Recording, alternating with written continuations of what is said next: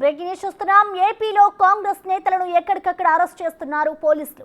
నిరుద్యోగ సమస్యలపై నిరసనలకు పిలుపునివ్వడంతో అప్రమత్తమైన పోలీసులు కాంగ్రెస్ నేతలను అదుపులోకి తీసుకుంటున్నారు. కాంగ్రెస్ పిలుపునిచ్చిన చెల్లో సెక్రటేరియట్ కు అనుమతి లేదని ఆ పార్టీ నేతలను ఎక్కడికక్కడ అడ్డుకుంటున్నారు. నిన్న సాయంత్రం నుంచే హౌస్ అరెస్టులు ప్రారంభించిన పోలీసులు తెల్లవారుజాము నుంచే రోడ్లపైకి వచ్చిన కాంగ్రెస్ నేతలను అదుపులోకి తీసుకుంటున్నారు. దీంతో ఏపీలో పలు చోట్ల ఉద్రిక్త పరిస్థితులు నెలకొన్నాయి.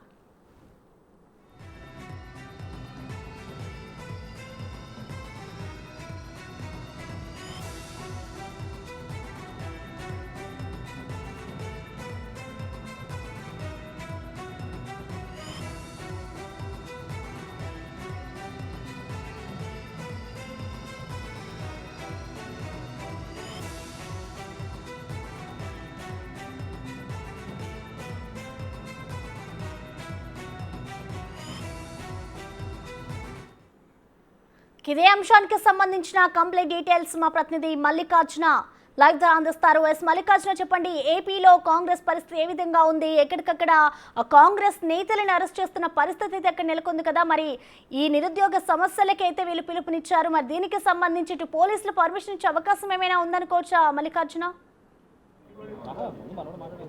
అసలు మొదటి నుంచి కూడా పోలీసులు చెప్తా ఉన్నారు, చలో సెక్రటేరియట్ కూడా పర్మిషన్ లేదని కూడా మొదటి నుంచి చెప్తా ఉన్నారు. ఈ నేపథ్యంలో రాష్ట్ర వ్యాప్తంగా ఎక్కడికక్కడ కాంగ్రెస్ నేతలను, కార్యకర్తలను, అభిమానులు కూడా అదుపులోకి తీసుకుంటా ఉన్నారు. ఈ నేపథ్యంలోనే రాత్రి షర్మిల కూడా ఇక్కడే స్వయంగా హోటల్లోకి వెళ్లాల్సి ఉండగా ఇక్కడ స్వయంగా ఆంధ్రరత్న భవన్లో కూడా ఆమె బస చేయడం జరిగింది. రాత్రి నుంచి కూడా ఆమె ఇక్కడే ఉండడం జరిగింది. మొదటి నుంచి పోలీసులు ఎవరిని ఇక్కడికి వస్తున్నా కూడా వాళ్ళందరినీ అదుపులోకి తీసుకొని అరెస్ట్ చేస్తున్న పరిస్థితి కనిపిస్తూ ఉంది. ప్రస్తుతం కనుక ఆ పోలీసులు కనుక అనుమతి నిరాకరించి బయటికి ఎలవ్ చేయకపోతే కనుక కంపల్సరీగా ఇక్కడే కూర్చొని ఆందోళన చేసేందుకు కూడా ఏర్పాట్లు చేయబోతా ఉన్నారు. దీనికి సంబంధించి కాంగ్రెస్ పార్టీ శ్రేణులు రాత్రి నుంచి ఆమెతో పాటు కొంతమంది కూడా ఇక్కడే ఉన్నారు. ముఖ్య నేతలు, నాయకులు అందరూ కూడా ఇక్కడే ఉన్నారు. ప్రధానంగా ఏదైతే నిరుద్యోగులకు సంబంధించిన సమస్యలు ఏవైతే ఉన్నాయో ఆ సమస్యలపైన కూడా ప్రధానంగా వాళ్ళు డిమాండ్ చేస్తూ ఉన్నారు. ఏదైతే వైసీపీ అధికారం రాకముందు ఏదైతే హామీలు ఇచ్చిందో హామీలకు సంబంధించి ఏదైతే నెరవేర్చలేదు, జాబ్ క్యాలెండర్ విషయం కావచ్చు, అలాగే మెగా డిఎస్సికి సంబంధించి కావచ్చు, దగా చేశారంటూ కూడా కాంగ్రెస్ పార్టీ మొదటి నుంచి విమర్శిస్తానే ఉంది. ఈ నేపథ్యంలోనే దాదాపుగా మొన్న ప్రభుత్వం దాదాపుగా 6,100 డిఎస్సి పోస్టులను విడుదల చేసింది. ఇది మెగా డిఎస్సి కాదు, దగా డిఎస్సి అంటూ కూడా కాంగ్రెస్ పార్టీ విమర్శిస్తున్న పరిస్థితి కూడా ఉంది. ఈ నేపథ్యంలోనే 23,000 పోస్టులు ఏవైతే ఉన్నాయో ఆ 23,000 పోస్టులు విడుదల చేయాలంటూ కూడా వాళ్ళు డిమాండ్ చేస్తున్న పరిస్థితి కూడా ఉంది. కొంతమంది కాంగ్రెస్ నేతల అరెస్ట్ పైన కూడా వీళ్ళు ఏదైతే స్పందిస్తున్న పరిస్థితి ఉంది. కొంతమంది నేతలు ఉన్నారు, అన్న ఏంటన్నా ఈ ఏర్పాట్లు చేస్తూ ఉన్నారు, అనుమతి లేదని పోలీసులు చెబుతున్న పరిస్థితి ఉంది, ఏంటి అసలు? ఇప్పుడు అనుమతులు క్రైటీరియా కాదు, ఇప్పుడు పెట్టిన ఉద్యమాన్ని అడిచేయాలనే రాష్ట్ర ప్రభుత్వం కుట్ర. అందులో భాగంగా పోలీసులను ఉపయోగించుకుని వాళ్ళ మా సిడబ్ల్యూసీ మెంబర్ రుద్రరాజు గారిని కానీ, మస్తాన్ అలీ గారిని కానీ, గురునాథ్ గారిని వీళ్ళందరూ కూడా అక్రమంగా అరెస్ట్ చేసి వాళ్ళ స్టేషన్ తీసుకెళ్లారు. మళ్ళీ అదే తప్పని తెలిసి మళ్ళీ ఆడ వదిలేయడం కూడా జరిగింది. ఏదేమైనా కూడా వాడ నిరుద్యోగులు జరిగినటువంటి అన్యాయం మీద, దగా మీద చేసే ఉద్యమం మీద ఇదేదో మా వ్యక్తిగతంగా ఏదో మా సుప్రయోజనం చేసేది కాదు. ఇవాళ నిరుద్యోగులకు దగా చేశారు. డిఎస్సి అన్నారు, అందులో లేదు.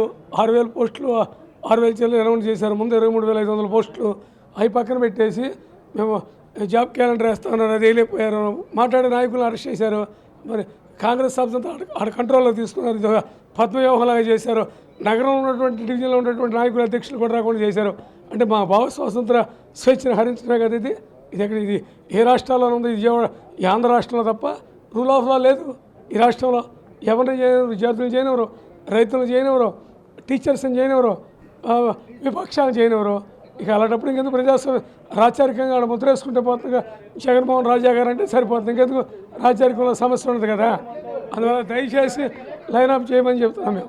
ఈ విషయంలో ప్రధానంగా ఉద్యమం అయితే మేము ఆపు అని క్లియర్గా చెబుతున్న పరిస్థితి కూడా కనిపిస్తుంది. కొంతమంది నేతలను అరెస్ట్ చేసి మళ్ళీ విడుదల చేసిన పరిస్థితి కూడా ఉంది. కొంతమంది నేతలు ఉన్నారు, మస్తాన్ అలీ గారు ఉన్నారు, సార్ మిమ్మల్ని అరెస్ట్ చేసి మళ్ళీ విడుదల చేయడం కూడా జరిగింది.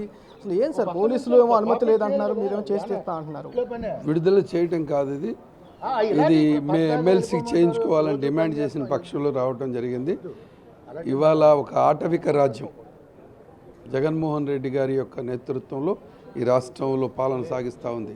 కేవలం పోలీసు వాళ్ళు వాళ్ళ చేత బలవంతంగా బానిసలుగా చేసి వాళ్ళ ఉద్యోగానికి ధర్మాన్ని కూడా చేయలేనటువంటి పరిస్థితి వాళ్ళ జగన్మోహన్ రెడ్డి. చాలా నియంతృత్వం, చాలా అప్రజాస్వామ్యం, చాలా ఆటవిక రాజ్యం పాలన చేస్తూ ఉంది. ఏమడిగాం మేము? ఉద్యోగ అవకాశాలు ఇవ్వండి అయ్యా, యువతను ఆదుకోండి. అది మేము అన్నది కాదు, మీరు ఇచ్చినటువంటి మాట. ఏమన్నారు? సంవత్సరాలు 2 లక్షల ఉద్యోగాలు ఇస్తాను, ఇవ్వకపోతే నేను ఓట్లు అడగనన్న మాట. ఇవాళ 5 సంవత్సరాలు 10 లక్షల ఉద్యోగాలు రావాలి. 10 లక్షలకి ఇవాళ రేపు ప్రభుత్వం వస్తుందో రాదో తెలియదానికి ఇప్పుడు 6,000 మందితో ఆయన నోటిఫికేషన్ ఇచ్చా అంటే దాని అర్థం యువతను మోసం చేస్తున్నట్టా కాదా? దీని ఇవాళ షర్మిలమ్మ గారు ఏమంటున్నారు? నువ్వు యువతని విద్యార్థులను మోసం చేస్తూ ఉన్నావు, ఇది దగా డిఎస్సి, మెగా డిఎస్సి కావాలి. నువ్వు అన్నమాట మా నాన్నగారు అయితే వైఎస్ రాజశేఖర రెడ్డి గారు మాట తప్పడు మడమ తిప్పడు. నువ్వు మాట తప్పావు, మడమ తిప్పుతున్నావు. నువ్వు దీని మీద సమాధానం చెప్పాలని చెప్పి అడుగుతుంది. సమాధానం చెప్పమనండి ధైర్యం ఉంటే. ఈ యువతకి విద్యార్థులకు ఏదైనా చేశాను అంటే ధైర్యం ఉంటే జగన్మోహన్ రెడ్డి గారికి, షర్మిలమ్మ గారికి సమాధానం చెప్పానండి.